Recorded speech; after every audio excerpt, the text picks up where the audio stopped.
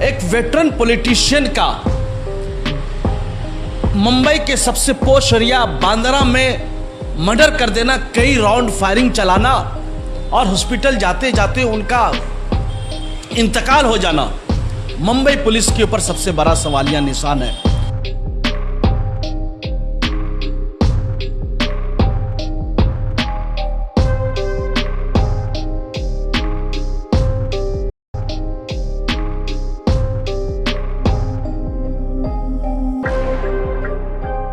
मोहतरम नाज़रीन, आप देख रहे हैं सरफराज इस्लाम, मैं हूं महबूब रजा सिद्दीकी। आप जान सकते हैं कि 12 अक्टूबर को अपने लड़के जिसान सिद्दीकी के ऑफिस के नज़दीक हरियाणा और यूपी के गैंगस्टर ने गोलियों से बाबा सिद्दीकी को कत्ल कर दिया गया और उन्होंने आज अपने सोशल मीडिया साइट एक्स पे सुबह के 11:11 पर दशहरा की शुभकामनाएं दी थी, मुबारकबाद पेश की थी, खुशहाली अमन सुकून की दुआएं की थी।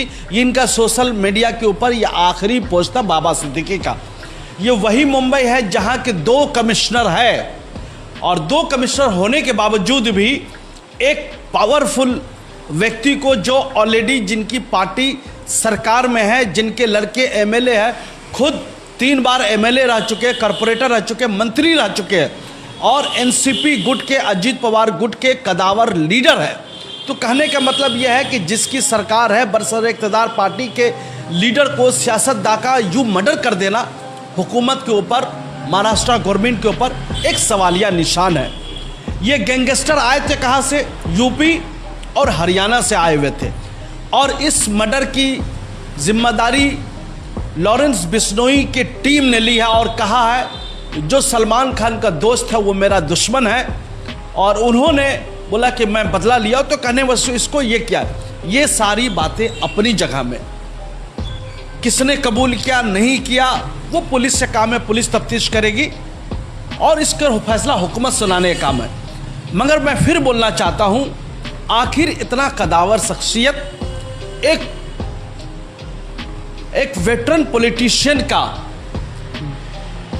मुंबई के सबसे पोश एरिया बांद्रा में मर्डर कर देना, कई राउंड फायरिंग चलाना और हॉस्पिटल जाते जाते उनका इंतकाल हो जाना मुंबई पुलिस के ऊपर सबसे बड़ा सवालिया निशान है। और हमसे पहले तमाम अपोजिशन पार्टियां ने महाराष्ट्र के लॉ एंड ऑर्डर को लेकर के, मुंबई शहर के लॉ एंड ऑर्डर लेकर के बहुत सारी बातें कही है। शरद पवार ने यहाँ तक कह दिया कि ये समझिए कि आखिरी घंटी है आम लोगों के लिए, आम लोगों का महफूज रहना मुनासिब नज़र नहीं आता है। और उसी पर आदित्य ठाकरे ने भी बहुत बड़ी बात कह दी कि बाबा सिद्दीकी का इस तरह का से गुजर जाना, उनके पर गुंडों का, गैंगस्टर्स का हमला करना, गोली मार करके उनका कत्ल कर देना, मर्डर कर देना, मुंबई का लॉ एंड ऑर्डर कहाँ जा चुका है। मतलब मुंबई का लॉ एंड ऑर्डर कोलैप्स हो चुका है।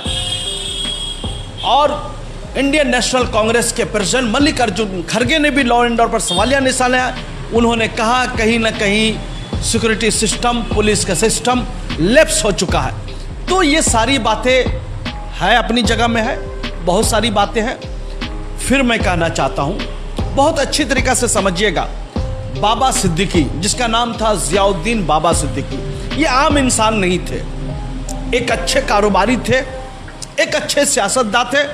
पूरा बॉलीवुड में इनका अपना पकड़ बहुत बड़ा मजबूत था और ये स्टार्टिंग से ही कांग्रेस पार्टी में शामिल थे 19 साल की उम्र में और 48 साल तक कांग्रेस पार्टी से जुड़े रहे।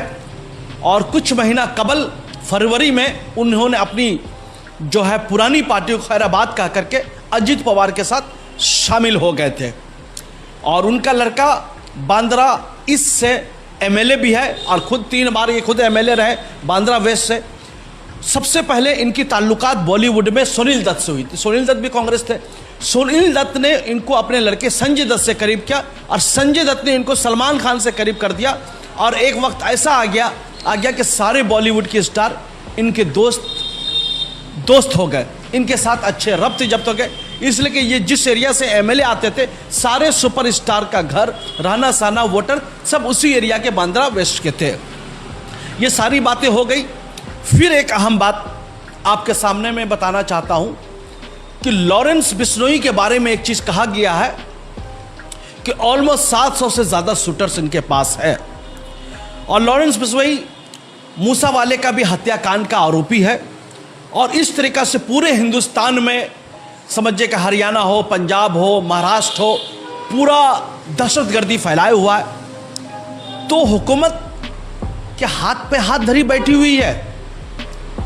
देश का होम मिनिस्टर क्या सोच रहे हैं, क्या कर रहे हैं। और जैसा कि पता किया गया है, उन्होंने बताया था कुछ थ्रेटिंग उनको मिली थी। तो वाई कैटेगरी की सिक्योरिटी भी उनके साथ भी थी, उनके लड़के के साथ भी ये सब सारा मामला है। तो पुलिस कहाँ थी, भूल चूक कहाँ हो गई। और बाबा सिद्दीकी के हत्या मतलब कत्ल से 5 मिनट कबल उनके बेटे जिशान सिद्दीकी जो एमएलए है, उनके पास से कॉल आता है और दोनों बाप बेटा मतलब बाबा सिद्दीकी और जिशान सिद्दीकी एक साथ जो अपने घर जाने वाले रहते, मगर उनके बेटे के ऊपर एक कॉल आता है जिसके लिए वो 5 मिनट कबल समझिए वहाँ से निकल जाते हैं। वो कहाँ जाते नहीं जाते मुझे तो इल्म नहीं है। उसी 5 मिनट के बाद बाबा सिद्दीकी अपने बेटे के ऑफिस से बाहर आता है। बाहर आने के बाद गैंगस्टर अंधाधुन उनके ऊपर फायरिंग करते हैं और सीना पेट को छलनी कर देते हैं। 3-4 राउंड फायरिंग होती है टोटल, ऑलमोस्ट जैसा बावसूख जराये से खबर मिली है 6 राउंड फायरिंग होती है, 3 से 4 उसके सीने और पेट में लगता है।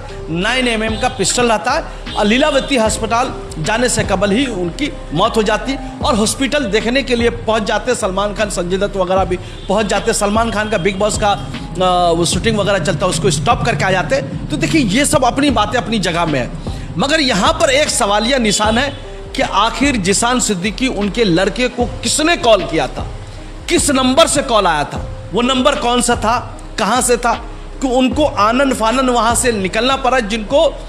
मगर फिर यहां पर एक बात है, अगर सपोज मान लीजिए अगर बेटे जिशान सिद्दीकी नहीं जाते तो शायद में भी हो सकता था बाप बेटे दोनों एक साथ निकलते, दोनों पर फायरिंग हो सकती थी।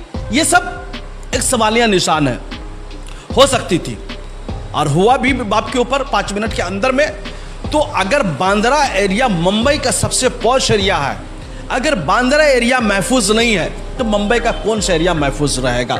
आप जान सकते हैं कांग्रेस के सीनियर लीडर तारिक अनवर ने कहा है कि फिर से मुंबई में अंडरवर्ल्ड डॉन का कब्जा जम रहा है और ये फिर वसूली का बाजार गर्म हो जाएगा।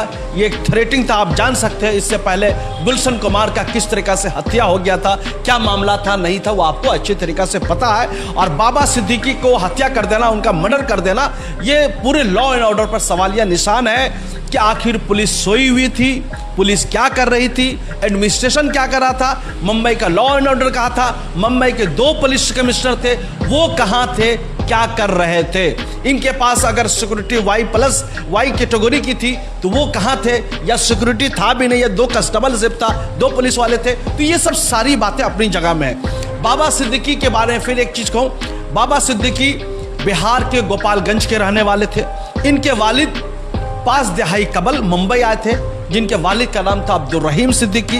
एक घड़ी की दुकान खोली थी, मगर तालिब इल्मी के ज़माने से ही, स्टूडेंट के ज़माने से ही बाबा सिद्दीकी ने कांग्रेस पार्टी में शमूलियत इख्तियार कर ली थी, स्टूडेंट यूनियन में रहे, कॉरपोरेटर बने। कॉरपोरेटर हम लोग कलकत्ता की ज़बान में काउंसलर करते हैं। फिर 3 बार एमएलए रहे। ये सब सारी चीज़ें अपनी जगह में है। यहाँ पर मुजरिमों को 2 मुजरिमों को पकड़ा गया है, 2 मुलजिम को पकड़ा गया है और दोनों के ऊपर फायरिंग के इल्ज़ामात है। कोर्ट में भी पेशी हुई थी, एस्प्लेनेड कोर्ट जो मुंबई में है, पेश किया गया था। और तीसरे के जो सिवा है उसकी निशानदेही कर दी गई है, पहचान कर ली गई, और भी इसमें परतें खुलेंगे। 7 दिन का जो है पीसी हुआ है। ये बातें अपनी जगह में। फिर यहाँ पर एक सवालिया निशान है। सवालिया निशान ये है कि देखिए 2 आदमी को पकड़ लेना, 3 आदमी को, 4 आदमी को पकड़ लेना, ये मसले का हल सिर्फ नहीं है। और समझिए बाबा सिद्दीकी का जब मर्डर हो रहा है उससे 6 महीना कबल सलमान खान के गैलेक्सी अपार्टमेंट में फायरिंग हुई थी अलग सुबह मॉर्निंग के वक्त में। उसके बाद सलमान खान के घर महाराष्ट्र के चीफ मिनिस्टर शिंदे भी गए थे, फिर उनका सिक्योरिटी सिस्टम भी बढ़ा दिया गया। फिर आज भी उनका सिक्योरिटी को बढ़ा दिया गया। तो ठीक है, सब चीज़ है।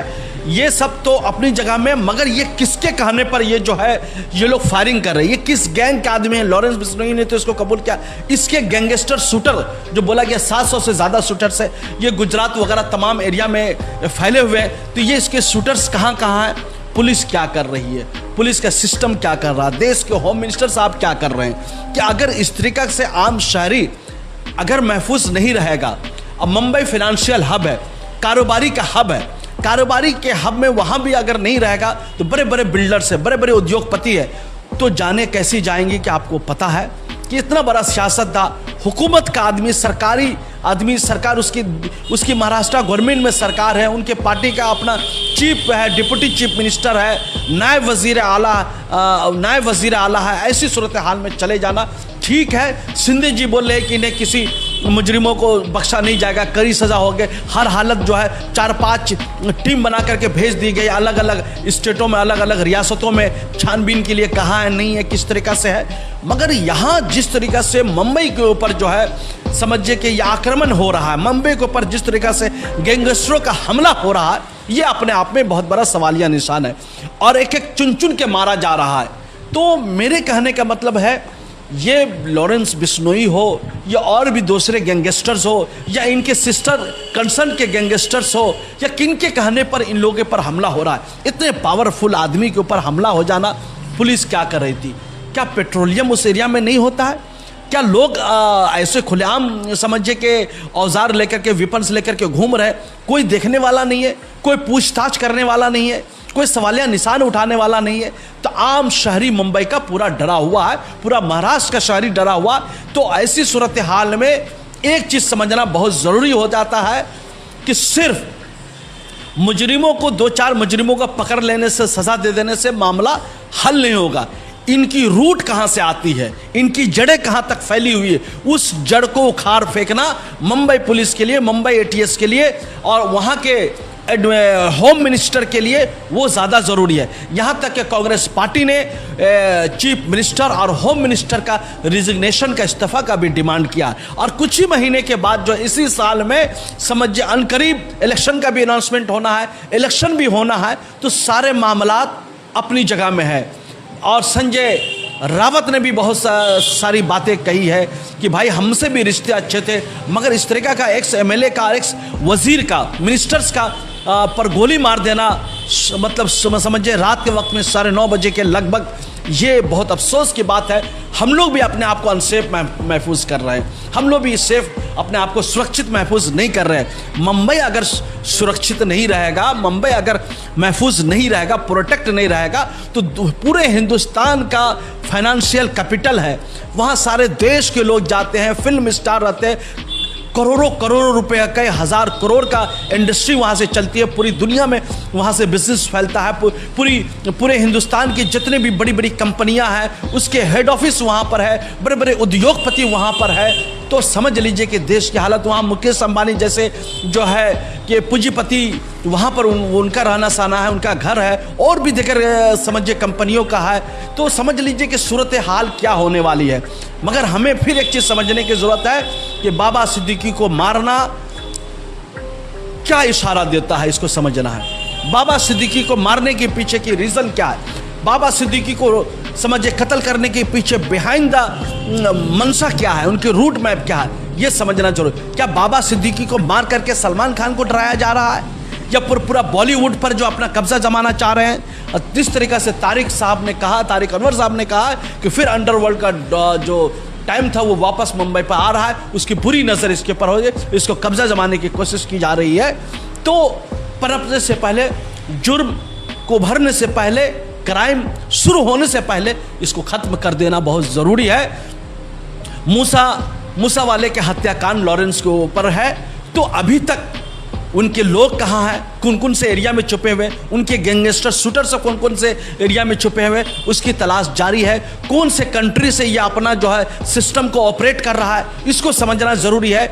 और हर चीज़ पुलिस वाले को भी चाहिए, हर चीज़ ओपन कर देना भी ज़रूरी नहीं है, इसलिए कि इसको पोशीदा रखना भी ज़रूरी है। अगर हर चीज़ अपनी बात सामने में मीडिया में आ जाया करेगी तो फिर आपको जो तफ्तीश करने में बहुत सारी दिक्कतें, परेशानी रहेगी।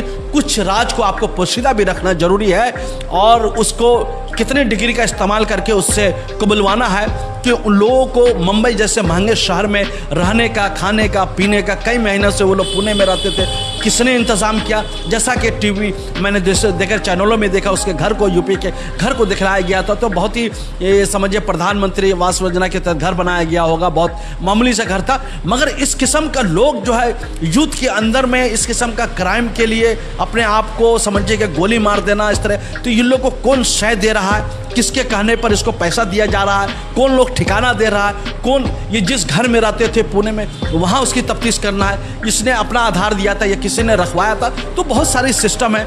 ये 1 by 1 लिंक मैं इतना समझ रहा हूँ, तो हमसे ज़्यादा जो पुलिस सिस्टम होती है, जो IB की सिस्टम होती है, जो SB होता है या ATS होता है या STF होता है, वो हमसे कई गुना ज़्यादा बेहतर हमसे सोच सकते हैं। मगर क्या है कि ईमानदारी के तौर पर इसको जो है जांच करनी पड़ेगी, इनकी रूट मैप को जोड़ना होगा, इनका लिंक कहाँ से, कितना पैसा का लालच दिया गया था, क्या क्या चीज़ का लालच दिया गया था कि इस नौजवानों को, देश के नौजवानों को इस क्राइम में धकेला जा रहा है। ये बहुत अफसोसनाक बात है।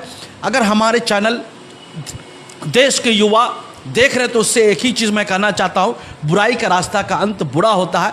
आप इस किस्म के रास्ते पर ना जाए, मेहनत मशक्क़त से जो 2 वक्त की रोटी जो मिलती है उसी पर इत्तफाक करें। इसलिए कि अगर इस किस्म का रास्ता अगर आप चुनना चाहते तो उसका आखिरी जो है जुर्म, जो आखिरी बुराई का रास्ता का जो अंत होता है वो हमेशा बुरा होता है। बहुत ज़्यादा दिनों की लाइफ नहीं होती, आज तक कोई भी बुरा करने वाला, कोई भी क्रिमिनल बचा नहीं हुकूमत, ये पुलिस के हाथ से या हुकूमत के हाथ से, तो या अदालत के हाथ से, उसको आज न कल सज़ा ज़रूर मिलती है। तो आप ज़्यादा ऊपर नहीं जा सकते कि मेरे नौजवान नस्ल अगर हमारे चैनल को देख रहे हैं, ये मैसेज सब तक पहुंचा दिया है, अपने जहन में रख लीजिए कि बुराई का एक दिन ना एक दिन अंत हो जाना है, तो बुराई का अंत होना बहुत ज़रूरी है। फिर मैं कहना चाहता हूँ कि महाराष्ट्र पुलिस से कि मुंबई के लॉ एंड ऑर्डर को लेकर तमाम अपोजिशन पार्टियाँ सवाल उठा रही है, ये उनका उठाना भी ज़रूरी है। इसलिए कि सत्तारूढ़ पार्टी का एक्स मिनिस्टर और उसके पार्टी का कदावर लीडर अगर महफूज नहीं है तो आम आदमी किस तरह होगा, ये सवाल या निशान है। फिर इसकी कुछ परतें होंगी, उसको लेकर के फिर हम आएंगे। इस न्यूज़ को ज़्यादा से ज़्यादा शेयर करें। बाद नमाज ऐसा उनका जनाजा था, तो मरहूम से इंसान है, बसरी लिबादे में आया है, खताएँ भी हुई होंगी, नेकियाँ भी हुई होंगी, तो इनको अल्लाह ताला इनके ख़ताओं को दरगुज़र कर दे, दरगुज़र फरमाए। और एक फैमिली के लिए हम लोग का भी ताज़ियत उनके साथ है, उनको इंसाफ मिले। जो जिसान सिद्दीकी या उनके फैमिली के ऊपर जो गुजर रहा होगा वो हमसे बेहतर गम महसूस कर रहे होंगे। मगर फिर अभी मुंबई की अवाम जो है सहमी हुई है, इसको कंट्रोल करना ज़रूरी है। और हुकूमत का राज आना, हुकूमत का इंसाफ का राज आना बहुत ज़रूरी है। और इस पर कड़ी से कड़ी सज़ा हो ताकि जुल्म का खात्मा हो, जुर्म का खात्मा हो, मुलजिम या मुजरिम छुटने ना पाए, किसी गुनहगार को भी सज़ा ना मिले। यही सरपरस्त की सोच है, फिक्र है। दीजिए Mehboob Raza Siddiqui, thank you very much हमारे साथ जुड़ने के लिए, बहुत बहुत शुक्रिया। Welcome to K mall, a premium project by Kaleem group. K Mall is in the heart of Kolkata's electronic, garment and lifestyle hub, Khidirpur. K Mall, which is designed as a world-class mall, is the outcome of endless effort of our experts, combined with modern superb techniques and new age design. Book now